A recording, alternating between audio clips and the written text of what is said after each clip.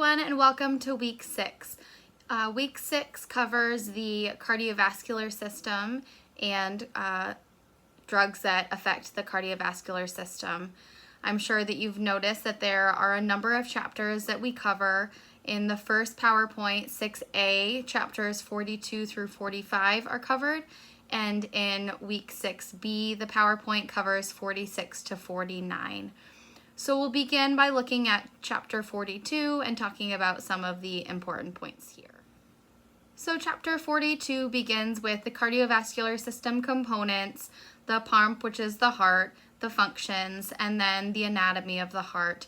Everybody's experience with our prerequisite courses, anatomy and physiology, are likely a little bit different, and you'll be coming to this course with a varying level of comfort with the heart.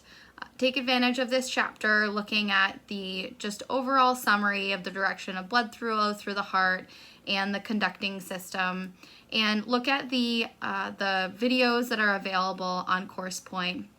If you're a really visual person, I also just encourage you to go to YouTube. Everybody's brain works differently, and for me, just watching some videos on the blood flowing through the heart, the beating, has been really helpful for me in my schooling and has given me a picture that I can close my eyes and bring back to my brain when I'm thinking about how the heart works. For other people, that is knowing how to draw the heart, even looking at the 4-box system of the heart. I have found that also to be very helpful, just being a very basic key and guide that you always know to go back through. So if you're finding that the textbook isn't giving you a visual or a piece of information that you think is most helpful or is different than the way you've learned it in the past, feel free to look for other resources or look back through even prior notes if you're organized and you still have them, so you can recall what's most helpful for you. It's important that you are familiar with the periods of the cardiac cycle, so understanding systole and diastole, and phases 0, 1, 2, 3, and 4 of the 5 phases of the action potential, and the cardiac muscle cell. Understanding the way that the action potentials work with the activation of the SA node is very important. So take time, make sure that you have a strong understanding of the pathophysiology before you attempt to go on and learn about medications that have an impact on the heart. This chapter also defines the critical points of an ECG. I expect that you probably will cover this in your other nursing courses, but it is important to just review, especially as we're going to talk about arrhythmias and medications that treat them. Chapter 43 covers drugs that affect our blood pressure. As any of you know from working in outpatient, or if you've worked as a medical assistant, an LNA, there are a wide variety of patients that require blood pressure control from young ages to older ages, and there is a variation in what they're requiring assistance with. So it's important to break it down to the basics of what determines blood pressure, so your heart rate, your stroke volume, and your total peripheral resistance. And then just take a breeze back looking at the renin, angiotensin, aldosterone system. This is something that we'll cover pretty in depth in this chapter.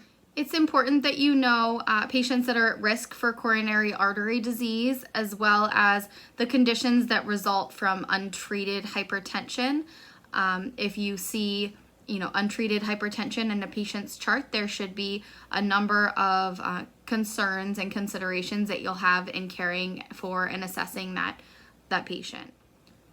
Slide 45 has a great stepped care management of hypertension, describing what you should expect to see as a nurse for the steps to gain management and control of blood pressure. And in step 2, if there has been an inadequate response to weight reduction, smoking cessation, and making other lifestyle changes, that's when drug therapy is started. You'll see a long list of ACE inhibitors It's not important that you know their names, although you may recognize some of the names and it may help you when making connections. It's important that you understand the action of ACE inhibitors. They're frequently used with a variety of patients, so you should be pretty familiar with them and the pharmacokinetics, how they're absorbed, how they're distributed, where they're metabolized, and how they're excreted. You should also know the contraindications. This is big because if you're thinking about patients that have chronic diseases, there may be other chronic comorbidities. So considering the contraindications for ACE inhibitors, you should know that impaired renal function, pregnancy, and lactation are all contraindications, and you should really have caution with patients with congestive heart failure. There are some pretty important nursing considerations for ACE inhibitors, so make sure that you're comfortable and have a strong knowledge of what you should include in your exam of your patient, and some patient teaching that may be required as a nurse, including salt restriction and what that means. The next drug class that we will cover are the angiotensin II receptor blockers. It's important that you know the basic actions and pharmacokinetics of these medications, as well as the adverse effects and drug-drug interactions. There are not many, so you should know the angiotensin II receptor blocker drug-drug interactions. It's also important that you understand what renin inhibitors do and the adverse effect of these. Another commonly used medication are calcium channel blockers. They decrease the blood pressure, cardiac workload, and myocardial oxygen consumption. There are many of them that are used in practice and that are listed in your slides. It's important that you understand the actions, indications, and the pharmacokinetics of calcium channel blockers because they're something you will come across frequently in your nursing career. Vasodilators are reserved for severe hypertension, mostly used inpatient for malignant hypertension or hypertensive emergencies. So don't spend too much time learning about them, but you should know what nitro does because that might be something that is used in an emergency situation, and you should know the safety for that. It is very important that you understand why we use diuretics in cardiovascular medicine and the difference between potassium-sparing diuretics and thiazide-like diuretics. So if you have a study guide or if you're someone who makes flashcards, make sure you take some time understanding those medications. It's very important when a patient comes in and says that they're taking a medication for their heart. You need to be able to sort of tease out what they might be taking, what they're taking, and look into their history to make sure you're giving them the most safe care and a comprehensive history. Chapter 44 discusses agents for treating heart failure.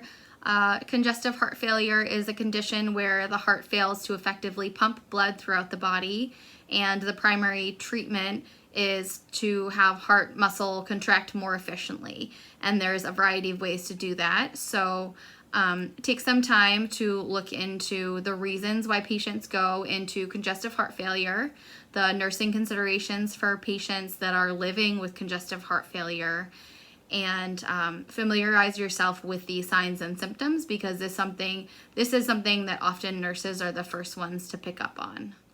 Once you have a good understanding for congestive heart failure and what to look at, you should be familiar with the treatment. So the glycosides, you should have a good idea. There's a lot of information in this chapter on the glycosides, why they're the first used, and then what the second interventions are and the nursing considerations for all of those drugs. So this can be a dense week. Even just covering up to chapter 44, I recognize that, but try to tease out what's most important and always look for the most important safety considerations from a nursing standpoint. Finally, in the week 6A PowerPoint is the chapter 45, which looks at anti-arrhythmia drugs. It's important that you know the different types of cardiac arrhythmias. So you should know the definition of tachycardia, bradycardia, atrial flutter, PACs, AFib. So take some time reading about these, and again, make flashcards if you need to.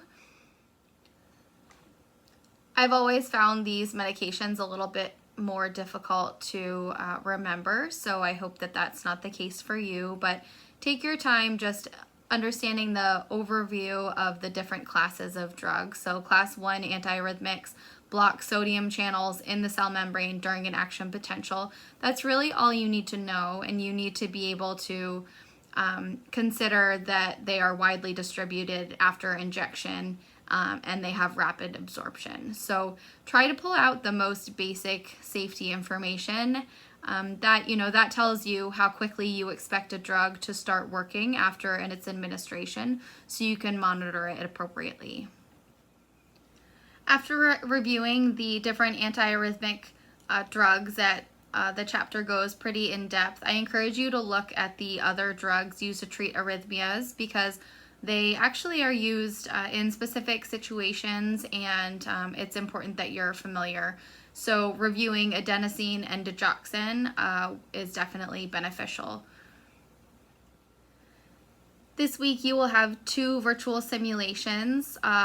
One scenario is focused on anti-anginal agents, Hunetta Cooper, and then Mary Richards is a vSim for agents for treating heart failure. So hopefully after you read your chapters, you're able to engage with the information and to take advantage of the virtual simulations.